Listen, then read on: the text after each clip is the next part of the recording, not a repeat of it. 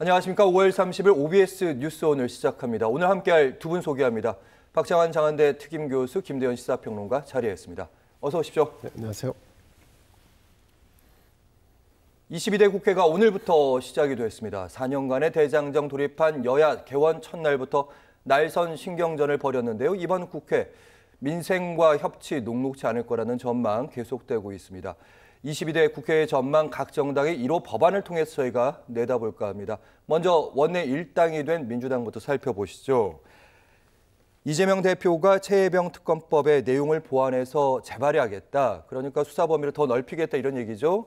그리고 두 번째로 전국민 25만 원 지급의 차등 지원 방안도 어쨌든 여당이 받아들일 수 있게 좀 수용할 수 있다 이런 입장인 건데 한쪽은 다수가 원하는 법안, 한쪽은 아직도 여론을 좀 설득해야 될 법안인데 어떻게 보셨습니까, 김대현 평론가님?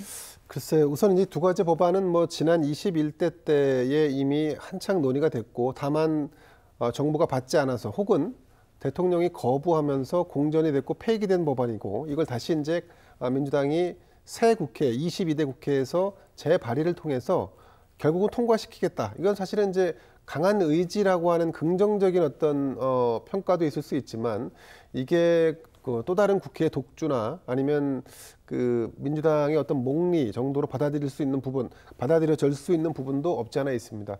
사실은 우리가 일반적으로 보면 새로운 어떤 출발점에 선다는 것은 나름대로 희망과 긍정과 이런 것들을 좀 가득 차 있어야 되는데, 22대 국회를 바라보는 국민의 전반적인 시선은 아이고 21대보다 더 어렵겠네, 큰일 났네, 이런 그 시선이 전반적으로 많은 것 같습니다. 어쨌든 21대와 22대가 바뀌는 것은 일단 우선은 숫자가 바뀌었다. 그래서 22대 국회는 범야권이 192석을 그리고 현재 집권 여당이 108석을 갖게 되는 구조이기 때문에 국회의 주도권은 여전히 민주당을 비롯한 범야권이 가지게 될 거고, 그 범야권이 주도하는 여러 가지 법안들이 결국은 또 통과되고 대통령이 거부하냐 마냐의 이런 논쟁으로 연결될 수밖에 없기 때문에 저는 우선 민심을 이 여야가 좀 잘 받드는 그런 정치를 했으면 하고 바라는데 아마 그렇지 않을 겁니다. 그래서 또다시 고집과 목리와 독주와 거부와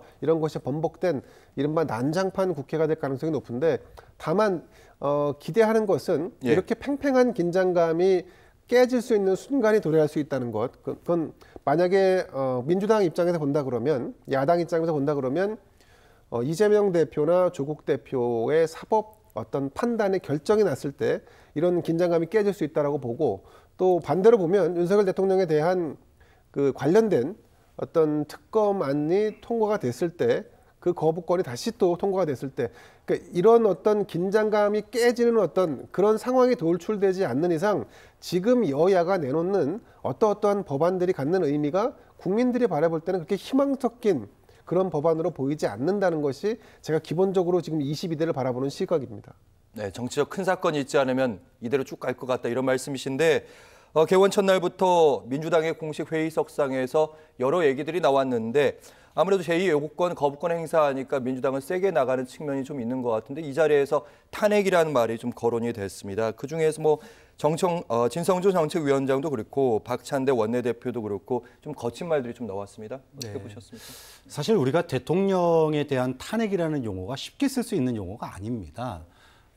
물론 총선 때 전후해서 유튜브에서 이제 이런 탄핵 이야기들이 이제 좀 나오기 시작했었는데, 이게 이제 드디어 공중파 방송의 영역까지 올라왔습니다. 이렇게 된 결정적인 계기는 역시나 총선 대패에도 불구하고 변하지 않는 대통령의 어떤 그 거부권 행사, 특히나 국민 여론이 이 최혜병 특검에 대한 찬성 여론이 압도적인 상황에서도 이걸 거부한 것에 대한 야당의 이 강력한 반발이 이 탄핵이라는 용어가 공중파 영역까지 올라오게 된 결정적 계기가 됐다. 자, 국민의 뜻에 반하는 대통령, 행정부, 그러면은 국회가 그걸 견제해야 됩니다. 통제해야 됩니다.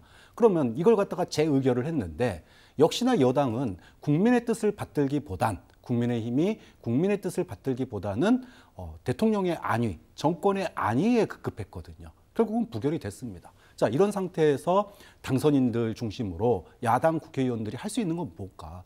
그러면은 똑같이 정말로 이 국회의 어떤 그 법안을 통과시키고 대통령은 거부권 행사하고 이거는 또 여당이 반대해서 또 그 재의결이 또 부결되고 예. 계속 이렇게 무한 도돌이표를 찍을 거냐?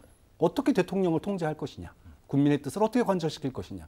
결국은 결론이 탄핵으로밖에 흐를 수밖에 없는 지금의 상황이 뭐 민주당으로서도 탄핵이 가져올 수 있는 정치적인 여풍까지 고려하면 사실 쉬운 일이 아닙니다. 그럼에도 불구하고 탄핵 카드를 쓸 수밖에 없는, 그걸 가지고 압박할 수밖에 없는 지금의 국회 지형이 결국은 윤석열 정부가 이렇게 만든 거 아니냐, 이런 얘기를 할 수밖에 없는 거죠.